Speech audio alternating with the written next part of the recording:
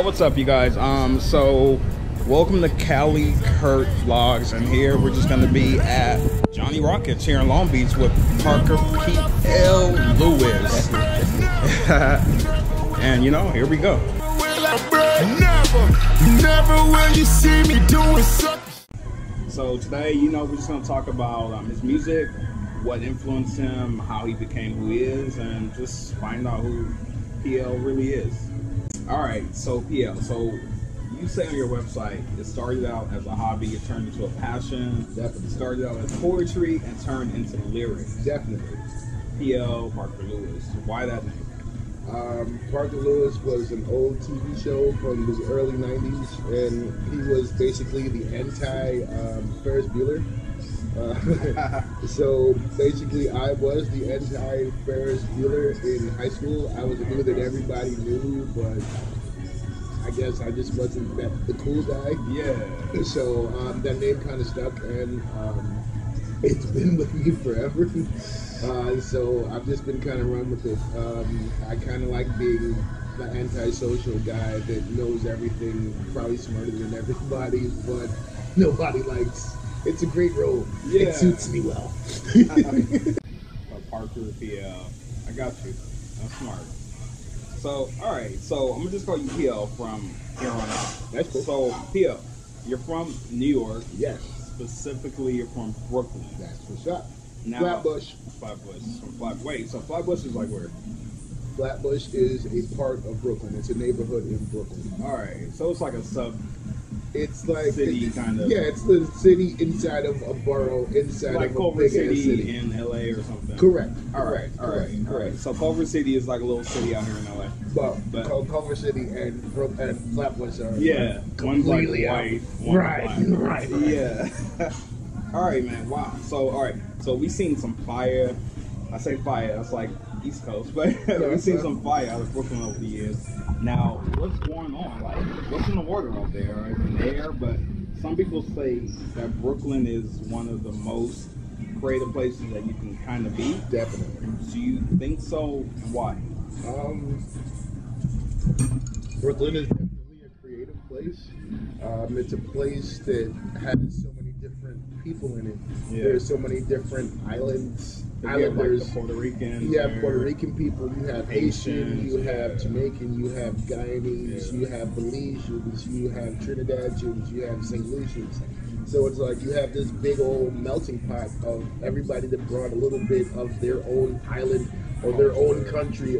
Everybody brings a little bit of their own culture into Brooklyn, and then once you mix that with everything else that's already there, it's just a big old melting pot of culture and flavor and style. So once you add that to the gumbo that is music, that's why everything that comes out of Brooklyn, for the most part, doesn't really kind of sound like everything else that comes from anywhere else. Yeah, it sounds different. Yeah. It really does. It's that's why definitely some East Coasters don't like West Coast rap.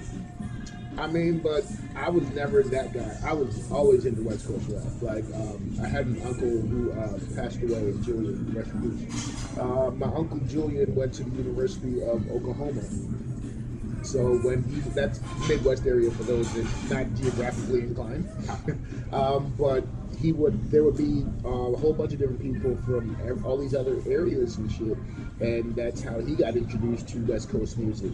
And then when he would come home from school back to New York, he would bring all these different tapes over. Like, yo, who's this dude with the Jerry curl? Like, where's Compton at? Like, Compton must be this worst place ever. Like, and then like you listen to it, and then it's like, yo, like then you like really get involved, and you see different pictures, and then you see the videos that went with the lyrics, and it's like, oh shit, this is Compton. And then you had guys like your Dr. Dre's, your Ice Cubes, who told these great stories that made you feel like you were almost there. Like at this time I was in Virginia, and shit, like you couldn't tell me I was an Ice Cube. Yeah. Like you couldn't tell me I had the hair minus the Jerry curl, but man, you couldn't tell me I wasn't Ice Cube. You couldn't. Yeah.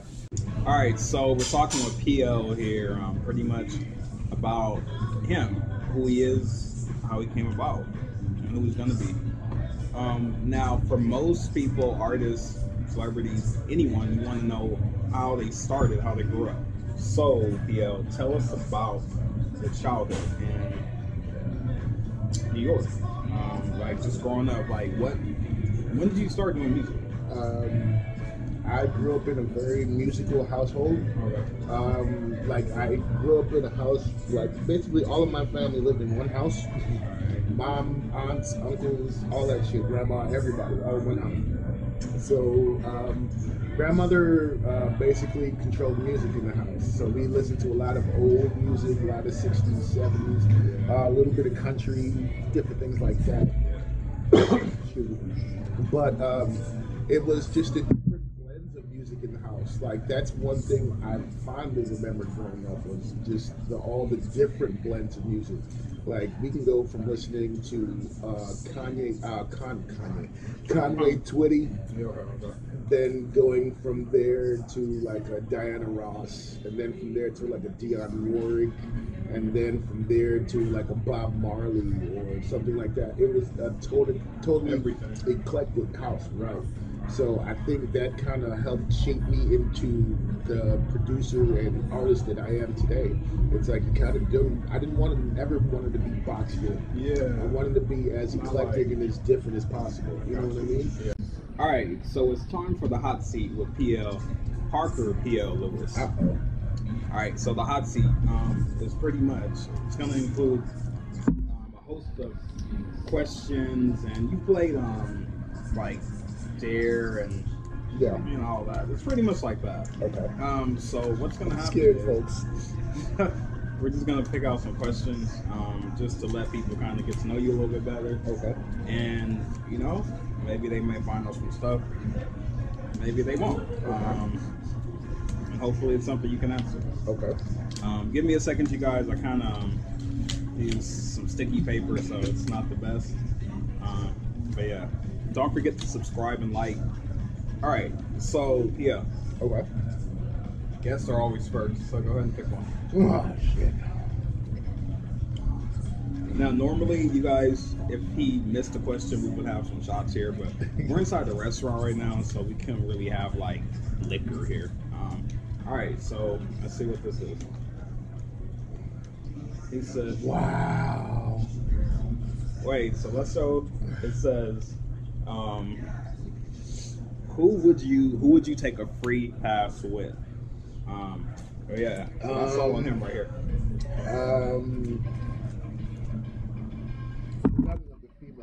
Of course, okay. yeah. Okay. That's easy. Dasha Polanco. Good God. She's the only reason I watch Orange is the New Black. Like, I don't give a fuck about none of the other characters. It's all about Dasha Polanco. Like, that's it. Yes, and you smell good. All right, I'm gonna get one. Here we go.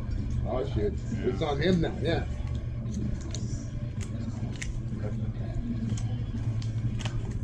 All right. Okay. So this is the dance move that most describes you.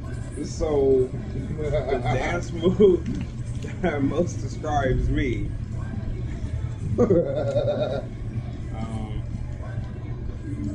I'll call it the snake. I can slither inside. This dude here. This motherfucker. All right. So we're gonna keep going, you guys. Talking about PL, some more questions here. My turn again. Yeah. Wait. We're gonna do another question, and then we're gonna jump back in that. Okay. All right. So we kind of touched on it. You're Haitian and Guyanese. Yeah. Guyanese. For the people who don't know, okay, what's Guyanese? Guyanese, that is Guyana. Okay. It's a country in South America. That's all I'm gonna say. For people who don't know, if you've ever heard of the whole Jim Jones Kool-Aid fiasco, that's where that happened. Yeah. So, all right, he's gonna pick another question, you guys, and let's see. I'm scared, bro. I had all day to think about this yesterday in the office. Thank you, office. Thank you, office, for letting me Ooh. Oh, Have you ever been cheated on or cheated? Yes to both. Oh, this is. I mean, hey, it happens to everyone. Yes to both. Fuck you all. We're gonna leave that one alone. But I guess I'll grab one.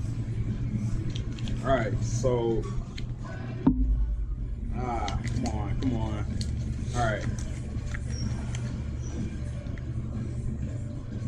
The wildest thing you've done drunk? Ooh, I'm glad I didn't get that one. Or not? Ooh, I'm glad I didn't get that one. The wildest thing I've done drunk. Ooh, I'm so glad I didn't get that one. Yeah, Cali Kurt. The wildest thing I've done drunk. Honestly, I don't even know. Because I don't remember because I was drunk. So, good I answer. have no idea. Good answer. If there are any Haitians or Guyanese in the LA area and y'all want to link up, yeah, hit me up. Parker P. Lewiz on every. You gotta watch the whole video to get his contact information. Don't turn this video off.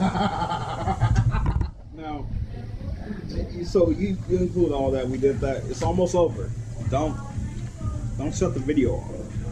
All right. So you dubbed your music as trap hop. Yes. Because you blend different musics and genres, same thing, into that one pot. Correct. Where did trap hop come from? You might be better than Nardwuar, bro. You really do your research.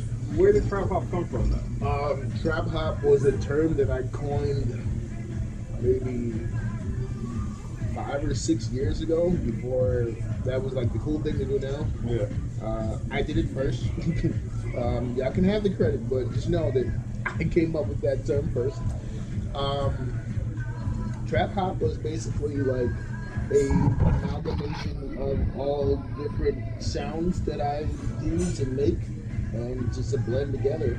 It's not trap music, it's not hip hop, it's not R&B, it's all of that shit all together. It's in one. There's influences of reggae, there's influences of Latino music, there's European musical influence, there's a little bit of everything in there. It's one big blend. Yeah. Wow. All right. So that's not it. So let everyone know, like, do you swim? What's your favorite food? And what's your favorite movie? Just like, just let people know, like, what's going on. Don't forget to like and subscribe to this video. Please. And don't you turn this video off. Don't do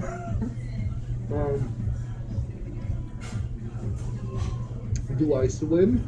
Yes. I asked him that because black people, we don't swim. I did have a very traumatic experience when I was 12. But yeah, I don't do too much swimming now. But I do know how.